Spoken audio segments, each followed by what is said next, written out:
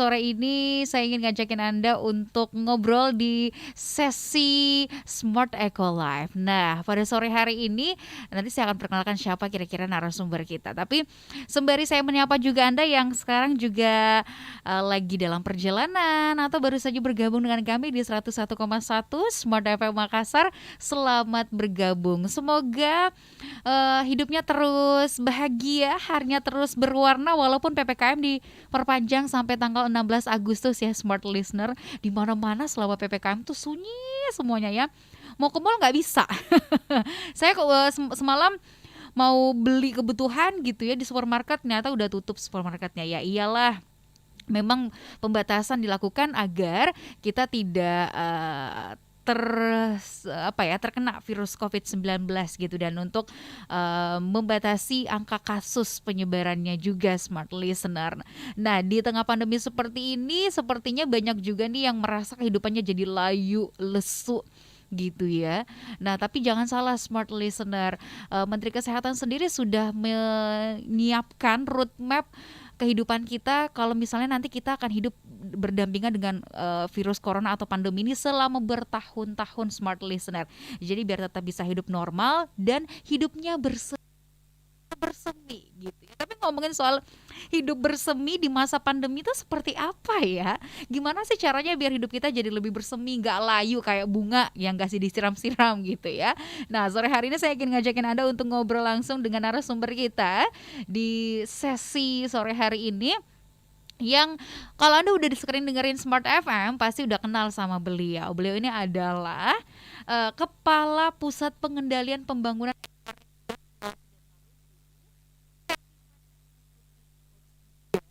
dan penulis buku Enjoy Life with Eco Life yang sudah sering dibahas di Smart FM Makassar. Langsung saja kita sapa beliau, coach kita sore hari ini, Dr. Insinyur Darhamsyah MSI. Selamat sore, Assalamualaikum Coach Dar. Selamat sore, Assalamualaikum semua listener sekalian. Semoga Bapak Ibu sekalian, teman-teman semua sehat. Ya, amin. Gimana kabarnya? Kabar baik. Sudah lama kita tak bersua ya. Iya, tetapi kita sekali bersua punya arti yang banyak, insya Allah. Betul. Pertemuan yang singkat ini. Pertemuan yang singkat dan berfaedah pasti. Pastinya. Nah, tadi saya sudah sempat sedikit menyinggung soal hidup bersemi di masa pandemi. Iya. Kan bisa Iya. kita hidup happy, bersemi dan berkembang di masa pandemi. Sangat gitu ya. bisa, Mbak Rifa. Iya. Itu adalah topik kita sore hari. Saya penasaran apa sebenarnya definisi atau seorang Coach Darhamsyah tuh mengartikan hidup bersemi di masa pandemi itu seperti apa sih?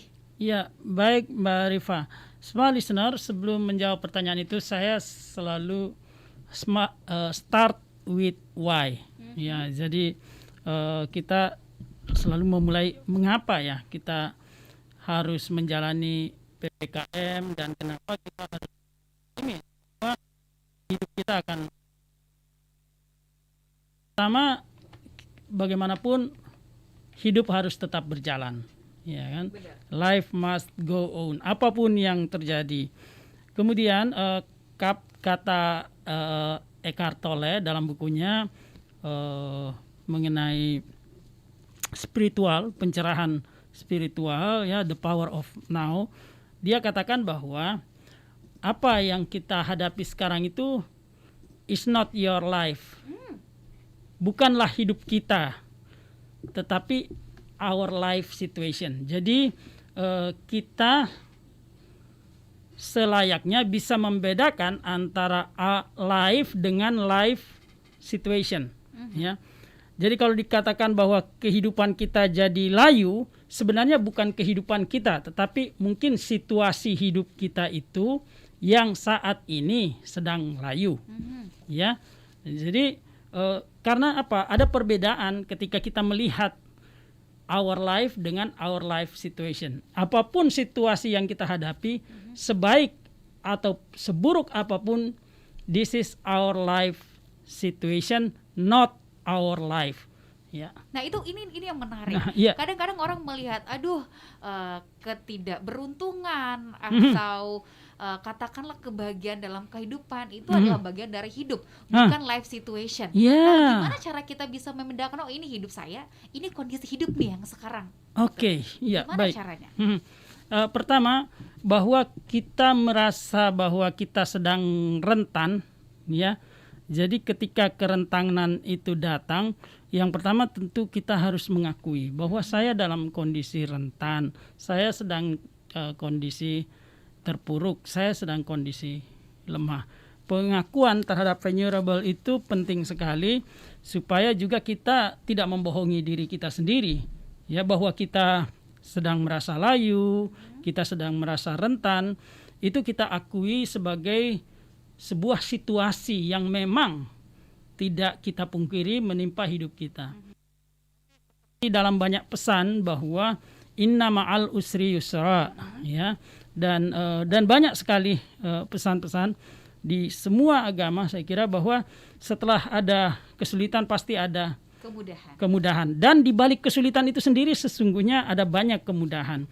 Sehingga apa tadi yang saya katakan, life situation itu kita terima sebagai situasi hidup kita. Tetapi itu bukan hidup kita sendiri sejatinya.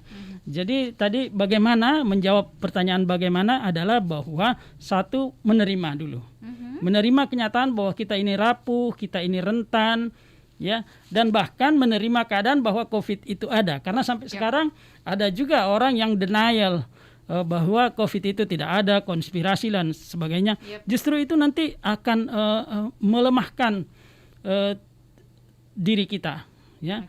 Karena pertama syaratnya itu untuk kita bisa adalah kita accept, ya, bahwa COVID itu memang ada, ya.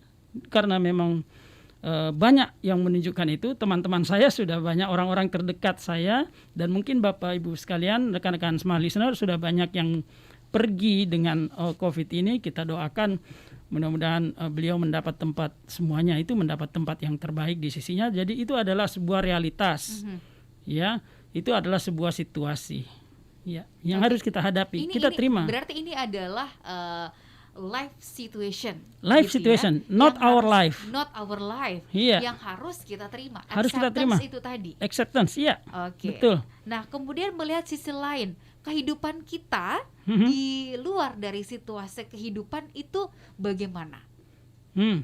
Ya, baik. Melihat situasi kita di luar, pertama tentu itu selalu saya katakan bahwa self awareness itu penting. Self awareness bahwa kita punya kelebihan, kita punya kekurangan. Nah, kita melihat situasi di luar adalah bahwa keadaan apapun, situasi apapun, kita bisa berdamai. Itu satu. Kita bisa berdamai dengan situasi apapun, keadaan apapun. Yang kedua adalah perlu kita melihat, dalam melihat keluar, bahwa kita dengan segala keterbatasan pasti bisa berkontribusi. Nah, jadi komunikasi kita dengan bagian dari diri kita dengan komunitas yang lebih besar adalah perasaan berkontribusi. Ya. Nah, itulah sekarang banyak sekali gerakan-gerakan yang dilakukan oleh orang, misalnya dengan charity, ada yang mengumpulkan makanan, ada yang mengumpulkan sumbangan, ada berbagi informasi di mana oksigen bisa diterima, diperoleh dan sebagainya. Jadi di situasi seperti ini kita minimal bisa berkontribusi. Nah, tinggal sekarang satu hal, kadang kita merasa berkontribusi tetapi mungkin kurang tepat ketika kita membagikan informasi yang belum tentu benar, ya. Jadi kalau kita menerima informasi, yang pertama kita harus mengecek kebenarannya. Benar tidak informasi ini? Cara mengeceknya adalah saya sarankan kita merujuklah ke website atau rujukan-rujukan yang resmi dan tidak pendapat perorangan, karena bagaimanapun pendapat institusi yang memang sudah punya kompetensi di bidang itu, punya otoritas di situ, itu nilai kebenarannya pasti jauh lebih tinggi daripada pendapat-pendapat pribadi. Ya, satu.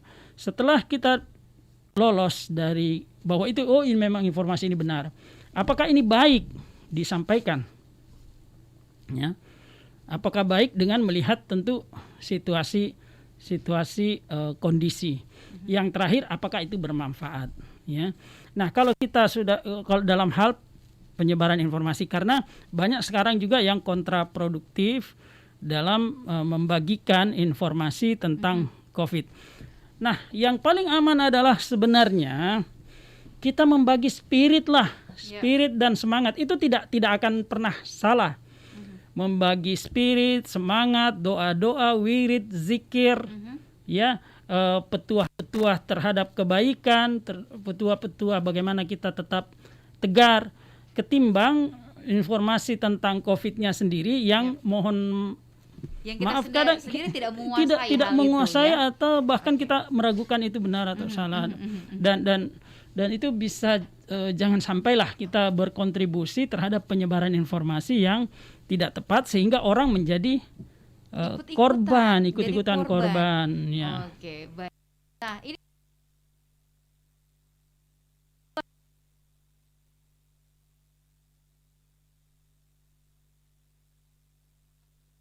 hal yang tadi Pak Dar katakan ya, bahwa ini adalah menimbulkan perasaan untuk berkontribusi gitu ya.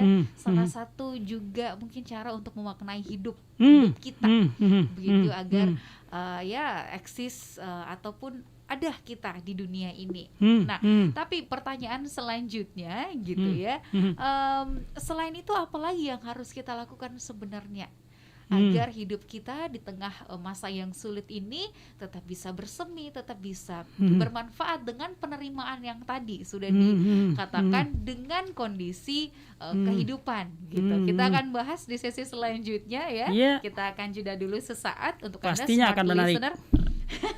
Kita akan mengundang Anda juga untuk bergabung sore hari ini. Boleh melalui WhatsApp di 0811461011 atau bisa langsung ke YouTube channel Smart FM Makassar. Sore hari ini langsung tuliskan komentar Anda di kolom komentar yang sudah tersedia.